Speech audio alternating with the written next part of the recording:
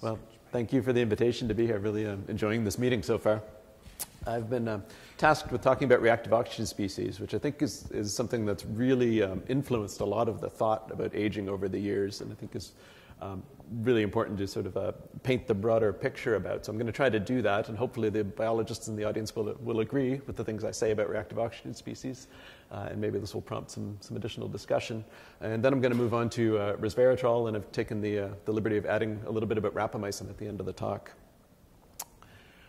So the modern sort of free radical theory of aging, where we think reactive oxygen species are contributing to longevity, really evolved out of ideas that came around much earlier, where people were looking at these types of correlations that Jeffrey was talking about this morning, showing that there are relationships between body size and metabolic rate and longevity on average. And this was really exemplified by Raymond Pearl's work, where he summed everything up by saying that in general, the duration of life varies inversely with the rate of energy expenditure. I was actually going to make that exact point about heart rate being roughly constant per lifetime, but swap that slide out since Jeffrey's already mentioned it, and because he brought up this issue of temperature regulation being predicted to have something to do with lifespan, but maybe not being applicable to homeotherms. I wanted to point out that there is at least one experiment that has been done to address this very point, and that was by a group led by Bruno Conti, who chose to overexpress uncoupling protein 2 in a subset of neurons that are involved in temperature sensing. And so the idea here was to generate heat in the very region of the brain that determines body temperature. And they thought that that would produce a counter-regulatory response that would lower core body temperature throughout the rest of the body. And that actually worked. You can argue about what else might have been going on in these animals, but whatever else that is, they did manage to achieve a temperature reduction, and that did result in a significant lifespan extension. So I thought that was just worth pointing out here. In both males and females, the red ones here are the transgenic animals with lower core body temperature. But in terms of relating all of this to free radical production and reactive oxygen species, it was really Denham Harmon in 1956 who first proposed that this might be the mechanistic connection between metabolic rate and lifespan, that it might be the fact that oxygen is required for respiration and metabolism, and so having a higher metabolic rate means you have to process more oxygen. And oxygen has a tendency to pick up an unpaired electron and form this superoxide radical shown here. And that can go through another series of reactions to produce different reactive oxygen species, not all of which are free radicals, which is why this is sort of described as reactive oxygen or nitrogen species these days instead of just free radicals. But this involves things like peroxynitrite or hydroxyl radicals, which are really thought to be the most damaging products that come out of these reactions and then hit whatever else they come in contact to within the cell.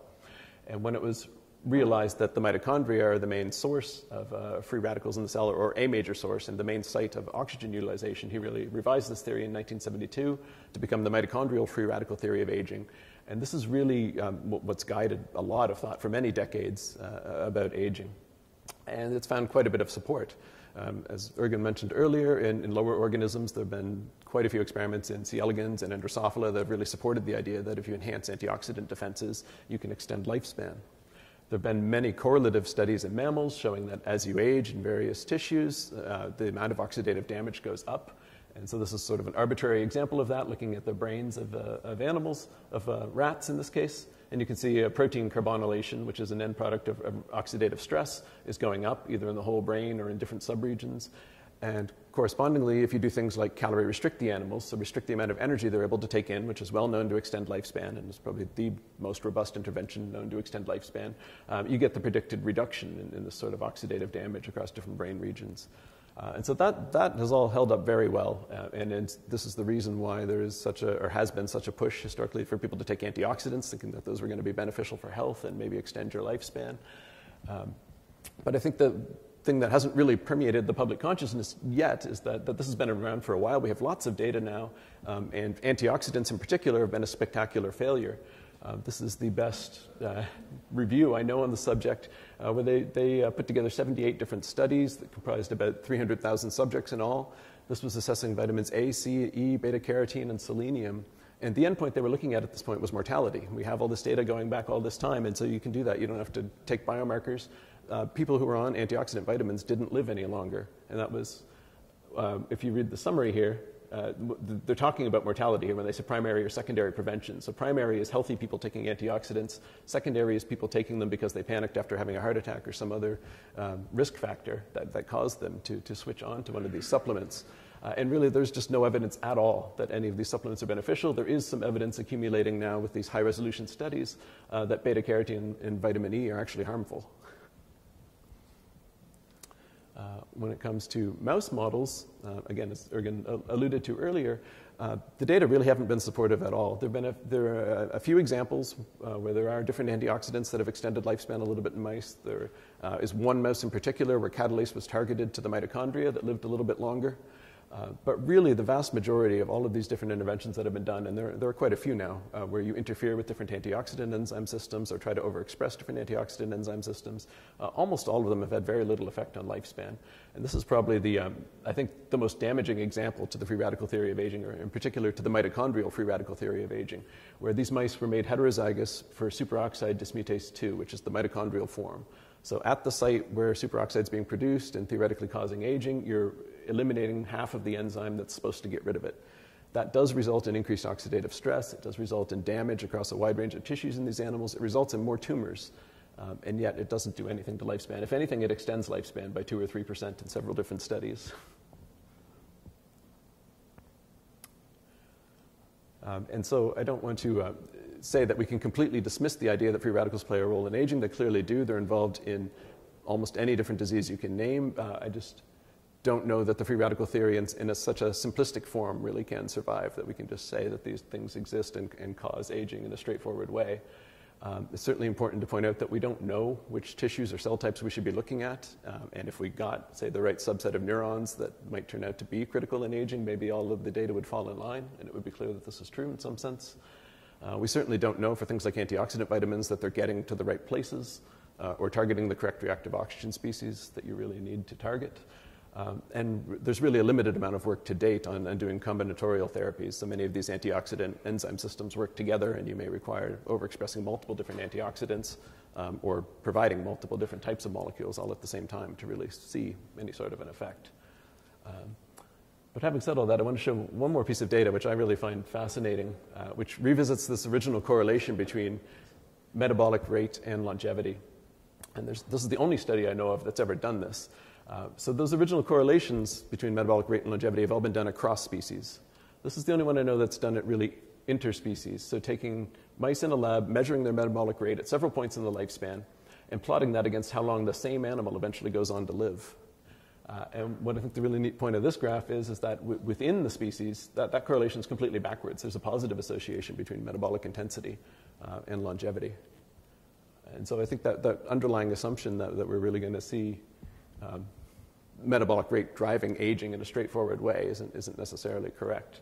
I think there may be some evolutionary pressures that as you go from species to species, create this maybe overarching principle which might hold, but certainly at the resolution of individuals within a species, it's not clear that this holds up at all. Is the data average or is it individual? This is individual.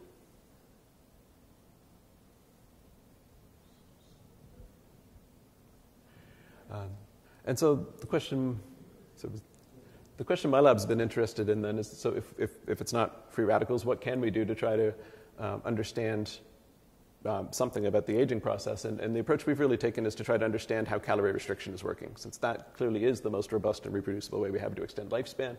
We've been interested in trying to understand some of the downstream signaling pathways, and in particular some of the ones that might be possible to mimic using drugs. And so two of the ones we've been focused on are this idea that Sirtuin enzymes, represented here by Sirt1, might be activated by calorie restriction and promote some of the beneficial effects. Or alternatively, that calorie restriction may be inhibiting this nutrient-sensing kinase complex, mTORC1, and that the inhibition of that signaling pathway might lead to some of the benefits. And again, both of these were very attractive in the sense that there were molecules available that at least purported to target them specifically. And so starting with Resveratrol, and Sirtuin enzymes, I'll give you a little bit of background and say that this is an idea that came out of Lenny Garante's lab. He showed that yeast lifespan is sensitive to the gene dosage of SIR2, which is the yeast homologue of Sirt1 that I had on the other slide, and is the original Sirtuin. So the whole family of enzymes is named after this gene. Sirtuins just means Sir2-like. And in yeast, if you look at these lifespans, this is the wild-type lifespan here in the middle. If you delete the gene, you dramatically shorten lifespan. If you add an extra copy, you can extend lifespan. Lenny's lab went on to show afterwards that the activity of this enzyme and its mammalian counterparts is to act as an NAD-dependent deacetylase. So it takes an acetylated protein substrate, spits out the deacetylated protein, this novel metabolite, 2-O-acetyl-ADP ribose. And to do that, it requires NAD as a cofactor. And so that makes it unique among deacetylases. You can do this reaction just fine without requiring NAD. And Lenny immediately speculated that that was intentional, and because NAD is involved in so many metabolic reactions, this might really give the sirtuins a way to sense the metabolic state of the cell and might couple them to the effects of calorie restriction. So when you have less fuel coming in, you have less reactions taking place that would convert NAD to NADH, and so you maybe increase the availability of this pool when fuel is limiting, and that could, in theory, control the activity of sirtuin enzymes. And so resveratrol came out of the screen with the intention of finding a small molecule that could increase the activity of these enzymes and sort of short-circuit the pathway, give you these downstream signals that made it look like you were taking in less calories even though you weren't. And so there's been a lot of evidence for and against that whole idea over the years, and discussing the importance of sirtuins in calorie restriction. I don't have time to go into all of that now, but I'm going to skip ahead to what actually happens when you take resveratrol, which came out of that screen and does activate sirtuins, although it may do many other things. And then look at what happens to longevity when you treat animals with resveratrol. So this is a summary I put together with a postdoc in the lab that, as far as I can tell, incorporates every study that was done up till mid-2011 on resveratrol. And so what we've done here is just these bar graphs represent the change in mean lifespan across different species. The color codes are different papers, and the little wedges underneath here are approximately the dose of resveratrol, just to give you an idea of how they compare proportionally. And so what you can see is, on average, both yeast and worms seem to have a pretty reproducible lifespan extension when you treat with resveratrol. In flies, there have been a couple of pretty positive studies, but on average, it's really not very convincing. There's been one study done in fish where resveratrol had a nice dose-dependent extension of lifespan. And then when you get to mice, there's really no evidence that if you take lean, healthy mice, you can extend lifespan the way you would with calorie restriction. So that's these studies on the right. The one on the left is what happens when you treat obese mice that are on a high-fat diet. Would normally have a shortened lifespan, and basically resveratrol is restoring the lifespan in that case, so having more of an anti-diabetic effect. But this was actually, by the time this result came out, had become kind of surprising, because in terms of most of the other things we could measure with resveratrol, it was really mimicking calorie restriction pretty well. So for instance, if you do whole genome microarrays and look at transcriptional profiles, you would sort all the resveratrol-treated mice in with the calorie-restricted mice. That's it? Okay. Well, let me pick up the pace a little bit then. And so what I will say is that, kind of in accordance with some of the data from the microarrays, resveratrol did seem to be mimicking some of the metabolic effects of being on a low-calorie diet. So, for instance, if we put mice on high fat, these are the mice that ended up living longer, we really had a very potent anti-diabetic effect.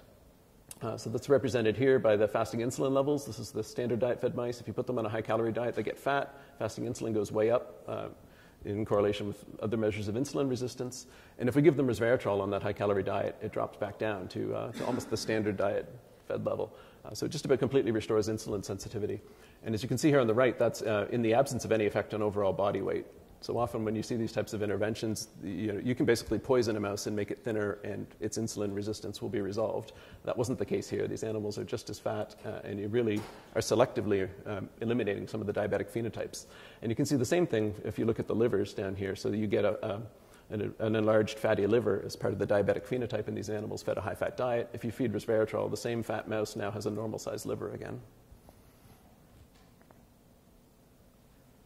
And so there have been some studies now moving resveratrol into humans, and I just thought it was interesting that one of the first clinical trials to really move this along had this exact conclusion that the effects of resveratrol on human physiology look quite a bit like the effects of calorie restriction. So these are the same things in terms of liver fat going down and insulin sensitivity improving.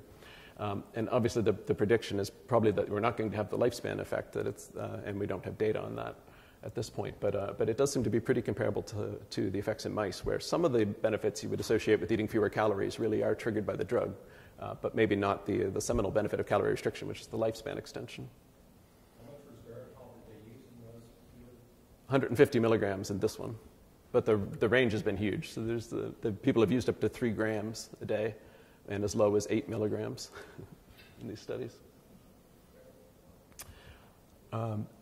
And so just one more quick topic here. So this is just to update this slide a little bit. We think that now there are certainly certain independent effects of resveratrol going on. We think that does lead to improvements in metabolic health. It may be part of the effects of calorie restriction, but really we don't think that that increase in lifespan you get with calorie restriction is mediated by this side of the pathway. And so we've become much more interested in this idea that mTOR signaling could be playing a role here. And as I said, this is a nutrient-sensing kinase. I think I do have it on the next slide. So it's one of the real central nodes in cellular signaling that takes inputs from a variety of growth factors and nutrients and sort of determines if the conditions are right for growth. And it has a major input into inhibiting autophagy, first of all. So it turns off autophagy as soon as it comes on, and then it turns on a bunch of anabolic processes. So mRNA translation goes way up. It's also involved in de novo lipid synthesis and in synthesizing nucleic acids. So basically it gives you all of the building blocks and really is a key switch that determines whether or not you're going to go into a growth phase. And as you might expect from all the inputs to this pathway, it's certainly downregulated in calorie restriction. And so the question has been whether suppressing this pathway in the absence of calorie restriction would mimic some of the beneficial effects. We have a specific drug that can do this, Rapamycin, and through the NIA's intervention testing program, we now know that this actually works. Out of a whole series of drugs that were suggested by the aging research community to extend lifespan in mice, about 20 have been put through this procedure now by the intervention testing program, and rapamycin has really been the success story, the one that, at least in females, extends life just as well as calorie restriction at this point. The downside of rapamycin has been that the metabolic effects are completely backwards. So as opposed to resveratrol or calorie restriction, which improve metabolism, improve insulin sensitivity, lower serum lipids, and generally make you appear to be healthier, rapamycin actually pretty much makes the mice diabetic. So this is young, healthy mice given rapamycin injections for 2 weeks, and we're looking at glucose tolerance, which is the ability to clear an oral bolus of glucose after it's been injected, looking at blood sugar levels. And so you can see if you look in the saline treated in red here, you inject glucose, blood sugar levels go up, comes back down, it's almost normal again by the end of the assay. If you take a rapamycin treated mouse, you get a higher excursion and they really can't get it back down by the end of 2 hours. So they're glucose intolerant. If you look across a variety of serum lipids, they're all significantly elevated in the rapamycin-treated animals. And so that would predict an increased risk of cardiovascular disease. And these are certainly among the reasons why people aren't going on to rapamycin after seeing the mouse results. So things that we're really going to have to deal with if this is ever going to have any clinical benefit. So this is a lot of what my lab's been focused on for the last couple of years, is trying to tease apart these pathways, understand where the detrimental effects are coming from, and if we can isolate which signaling pathways are really responsible for the positive effects. And we've made a little bit of progress in doing that, in that there are 2 mTOR complexes, and we really can show, using some genetic tricks, that if you inhibit mTOR complex 1 but not 2, you can extend lifespan, at least in female mice, without having any of those detrimental effects on metabolism. So here's glucose tolerance in these mice, which are heterozygous for 2 different mTOR components, and it's completely normal. Their insulin sensitivity is normal throughout life, but you still get a lifespan extension here. And so we do think that there's a lot of promise in sort of teasing apart these pathways downstream to isolate the good and bad effects and maybe have more targeted interventions in the future. And so with that, I'll just conclude by saying that the existing experimental evidence does not provide very good support for the free radical theory of aging. I'd like to say that resveratrol improves metabolic phenotypes, but it doesn't extend lifespan, whereas rapamycin seems to be just the opposite. It impairs metabolism and screws up just about everything we can look at. You would really predict it would be terrible for lifespan, yet it does extend lifespan. And so I think there's a lot of opportunities here in these longevity drugs to really distill what the crucial determinants are that are really controlling lifespan. And I think that's an opportunity that really hasn't been taken full advantage of yet. There's so many things that we can sort of cross off the list as mediators based on the results with some of these drugs. And so these are some of the people in the lab. Thanks for listening. Happy to take questions. Okay, good job. We'll let Krastin go first here. Just want to make a comment. So being miserable on low-calorie diet, which shortens your telomeres, obviously, it counteracts, doesn't counteract actually that effect of calorie restriction. That was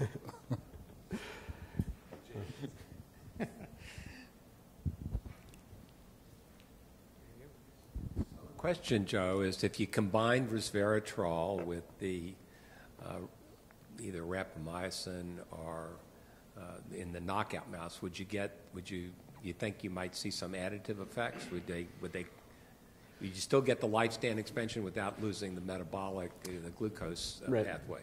So that's being tried right now by the intervention testing program by adding metformin to rapamycin with the right. same logic, that it's an anti-diabetes drug that maybe will take care of some of these detrimental side effects and still get the lifespan extension. And, and it's completely possible we might get a better lifespan extension. You may be seeing two offsetting effects right now. Red Genetics was bought by AstraZeneca. Who was? So, Red Genetics, which is Sinclair's company. you mean Sirtuin? It was bought by GlaxoSmithKline. So what's the state of rapamycin as an anti-cancer agent? It hasn't done that well, honestly. So there's a few specific tumor types that it seems to be doing reasonably well in that are very prone to mTOR mutations that activate the mTOR signaling pathway. So there's tuberous sclerosis is a tumor suppressor that gets deleted a lot, and the direct downstream result of that is hyperactivation of mTOR signaling. So rapamycin's shown some promise in those tumors. But for the most part, the tumor cells seem to be able to circumvent it. And so the next generation of drugs targeting this pathway hit both mTOR complexes very potently. So rapamycin hits mTOR complex 1 very well and has an off-target effect on mTOR complex 2 that's partial. And the new generation of cancer drugs hit them both at the catalytic site very potently, and those show a little more promise. But in terms of metabolism, those are even worse because that mTOR complex 2 that you're hitting even better is the one that causes the metabolic defects. Mm-hmm. On your point of antioxidants and vitamins, those studies are often done in a very poor way, in that the people that enter into these studies don't have a specific deficiency. And so if you supplement somebody, you're not supplementing anything that's gone, and so you have no effect. And so often these studies aren't segregating the groups into those that you could possibly even see an effect. That's why invariably they come up with. I've become more and more convinced over time that reading these studies, when they have small but significant effects, it's completely driven by a very small portion of the population that's deficient in whatever the intervention was. Yeah, and in our modern society, there's almost nobody that's suffering from scurvy or plague or any of the things that happened 100 years ago. Yeah. Any other questions? This one up here. Oh, Bob. Yeah, completely trivial. Where does rapamycin come from? So it was isolated from a bacterium that came from Easter Island. So the name rapamycin comes from Rapa Nui, which is the name for Easter Island. And it was isolated as an antifungal compound. The original idea had been just to find new antifungals, and it was a very potent antifungal. Okay. So I believe we've learned something. Huh? All right, thank you very much.